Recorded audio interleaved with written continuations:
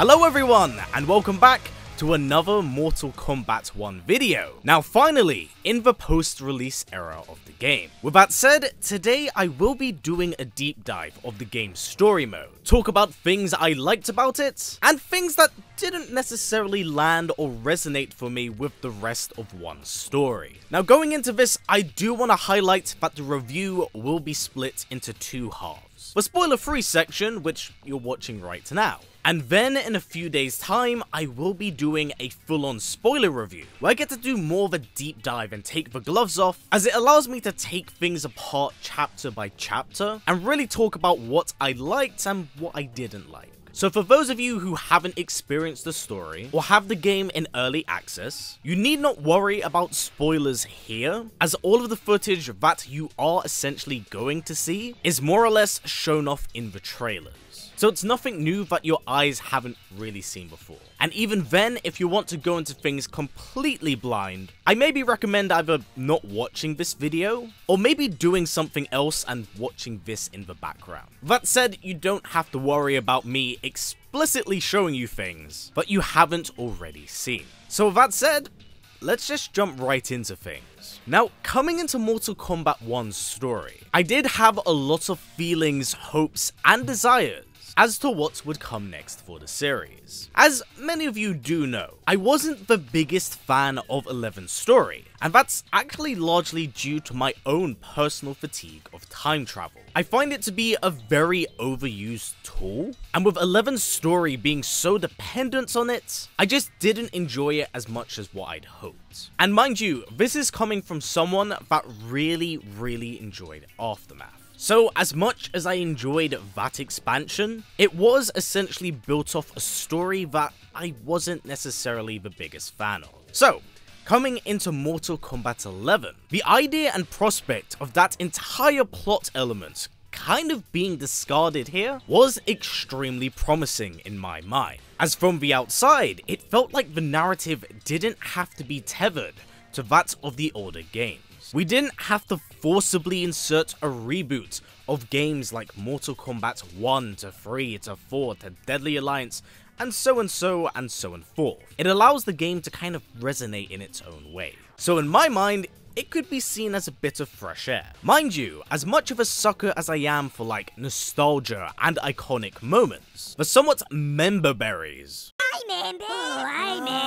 kind of has always felt like an inherent flaw of rebooting the timeline, because it simply will not capture the magic of those older games. So again, the idea of that not being a big factor here, 1,000,000% had my attention. So how does Mortal Kombat 1 handle its overall narrative? Well, honestly, really well, for the most part. It is able to create its own sense of identity, its own character, but doesn't have to feel like it has to be anything else but itself.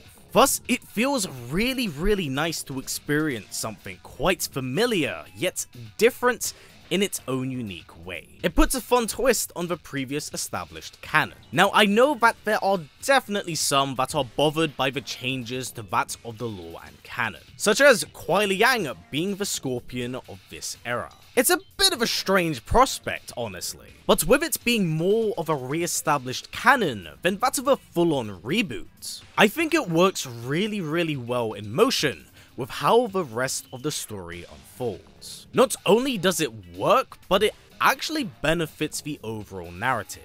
Again, if we're using Kuai Liang as an example here, we really get to see the turmoil and tension sown between the two brothers. And by the end of it, the conflict between the two feel extremely natural and something that was earned to the overall story. Then, hey, I'm Scorpion. Hey, I'm Sub-Zero. Let's fight each other. Like, in all honesty, I actually like how they did the Kuai Liang vs Bi-Han thing than they've ever actually tackled Bi-Han vs Hanzo. As not only does it feel far more natural here, but it also plays off that we've never actually seen the two interact with each other, just as brothers. Thus, the slight changes and alterations within the canon is definitely beneficial from a lot of different angles. And since we're touching on like character relationships here, I think that this is arguably where the story shines the most. From character to character, from chapter to chapter.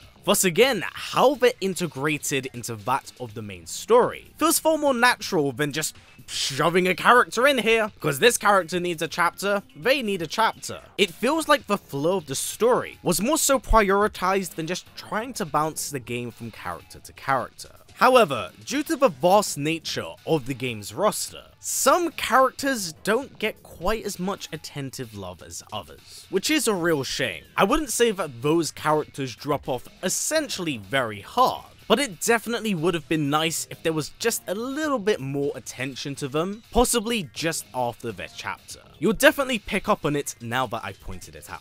But even so, there's still some great stuff here, as there's characters and longtime fan favorites of the series that do officially and finally get their own chapter in a Mortal Kombat game. And honestly, it is fantastic how they've gone out of their way to include those characters in the main narrative. It's really well done, and I definitely think could be seen as a highlight for fans of said characters that feel underrepresented. So with that said, let's actually talk about the plot now. The meat and potatoes of it all, and it's really good here, as the very first few chapters of the game are kind of dedicated to establishing the new era. It really helps build up these characters and this world, and just how vastly different it is from what we've seen before. It gives us a lot of backstory and building blocks that allow us to understand just what these specific characters are about. So on that front, it does it really well. So the first 3 chapters of the game are extremely strong, and mild spoiler, from 3 onwards is where the characters venture into Outworld. Now for the sake of spoilers, I won't go into too much detail here regarding the Outworld section, as I really feel it's something you should experience firsthand. But I will say that the tournament section is exceptionally short, and a tad bit underwhelming because of that, as there is a fair bit of build up into it. So I definitely think that those that wanted it on a larger scale may be slightly disappointed, but it could also explain why during the trailers there wasn't that much of a heavy emphasis on it. But with that said, everything that follows from that point onwards is where the plot really thickens and things begin to pick up in a really good way. And I want to point out and say that I'm really happy they dedicated the first few chapters just on the Earthrealm characters themselves, because by the time you get to Outworld, it's kind of alien but in a really beautiful way. It is as vibrant and colourful as it is mysterious and dangerous. I love the duality it does hold here. And the characters of Outworld themselves feel really good, with some definitely being fleshed out more than others though. But I really enjoyed my time there, and utilization of Melina, Sindel, and Baraka is exceptionally well done. By far the best written version of these characters ever done. I was thoroughly pleased with how they handled these characters. But with all of the positives that I do have here, there's definitely a point in the story where the quality of the writing drops for me, taking both a very swift and really sudden turn that's for an amalgamation of reasons. It just didn't resonate with how I wanted the story to go. Now mind you, it's not all bad. There's definitely some fantastic stellar moments that happen later on, but the direction it goes in is really out there, because so much of the story up until that point feels very grounded in its approach. So the sudden, quick, and quite frankly huge turn, I think breaks that immersion of retaining a rather simplistic and what I feel is a simple story to follow. The payoff definitely does feel worth it in some ways, but it definitely overcomplicates things on a larger scale. I think that's my overall biggest gripe, is that actually a large majority of the built-up cast does get sidelined here because of the sudden change of direction. In my opinion, Mortal Kombat 1 does feel split up into 3 different sections. The first 3 chapters that are dedicated to exploring their origin, the Outworld section onwards, and then its later half, which tackles things that I'm not going to discuss here. So it feels like an amalgamation of ideas, while a lot of them really flow and work elegantly well, but during its later half feels like it must commit to being something more, because of the sake of it being Mortal Kombat. I will say though, the good far outweighs the bad here, by like several country miles. But I can't deny it's a bit of a rough turn once it is taken. Even then, with all of that noted, I think that there's a lot of value and quality in its storytelling and narrative here. And I mean, a lot of characters get the chance to shine here, from what we've definitely seen in the trailers.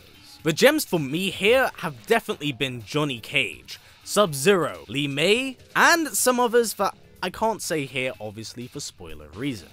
But a lot of characters are handled exceptionally well. I also wish to point out there is a very promising credit stinger that you most certainly want to stick around for, as it sets up a very interesting future. One that I really didn't expect to see, so it was a very pleasant inclusion. In terms of my remaining few closing thoughts, something that I did want to mention is actually the score of the game. And fuck is it good.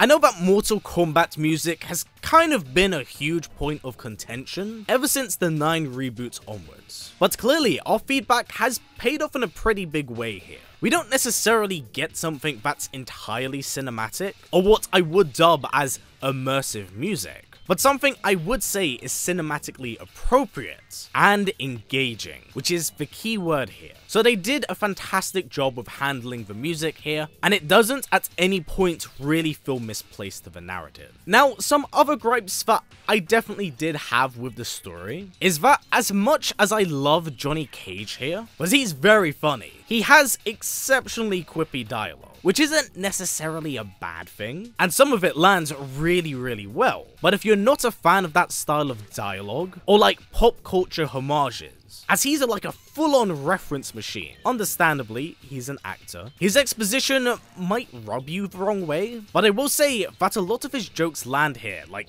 really well. So there are some slight issues here and there with where the quips are placed, but they more often than not do land. In fact, exposition in general is really well done in this game. Characters all have their own sense of personality that don't feel derivative from how they speak or how we've come to know them previously. So that stuff, really good. However, there is one character in particular that completely missed the mark for me, and that was Nitara. As the casting of Megan Fox, definitely quite a divisive one. And of course, with her experience as an actress, I thought that she could bring something quite unique to that role. And in the way, she actually did. It was a lack of personality. Now mind you, I'm solely going off her exposition in the story mode, but she just sounds so flat and bored in the role, like she's kind of going through the motions here. And it definitely winds up being a case of, is she just exceptionally bad at voice acting? Or is everyone else around her just so good that she looks this out of place? It's one of those. I hope you kind of get where I'm coming from here. My only hope is that going forward, NetherRealm do not try to do this celebrity thing again, because currently we're batting 2 for 2 with actors that just haven't portrayed those characters well. Now, I get it, yes, it's to bring in a larger audience, but man, it's just not good. So with everything covered and said here, how does this stack up to the other story modes that NetherRealm have produced? I think that this is the best NetherRealm story to date. And I think that's largely done to the credit of it not being restricted in its storytelling. By not being tethered to the shackles of old, it allows it to flourish in its own way that feels natural and unique. Characters grow in their own direction that previously have never been seen, and the payoff for most of these arcs feel extremely fulfilling and satisfying. The good is very good, and definitely outweighs the bad here, even with the issues that I did have in its later chapters. I really do like that the arcade ladder ending essentially serve as a way to continue the main story's narrative, creating a sort of aftermath conclusion to the story. Overall, I'm definitely pleased with this story, and I think that if you're a Mortal Kombat fan, this is definitely worth your time. Is it perfect? No, definitely not. But its huge change of direction here is definitely something that should be praised. as it is a massive undertaking to re-establish a canon that's been around for 30 plus years. My opinion of this story mode could very quickly change over the course of time, as I have only played it once, but as of right now, I thoroughly enjoyed my first experience of it. Thus, I'm excited to see what goes on with this new era as we move forward. With that said, this does largely conclude everything that I kinda could say during this spoiler-free review. I am going to give it a day or two before I upload the spoiler review, as I do want more of you that either play through the story or at least look at it of your own volition. Hence why I've uploaded this spoiler video one day post-release, because I at least wanted some of you to absorb its contents first, as I definitely do not want to spoil this for a lot of you, as I do believe it to be worth your time. So with that said, happy Mortal Kombat 1 release everyone. I hope you're all having a great time with it, and hopefully I'll catch you all in my spoiler review. So as always, stay strong, stay well, and keep on fighting. Take care everyone. I'll catch you all soon.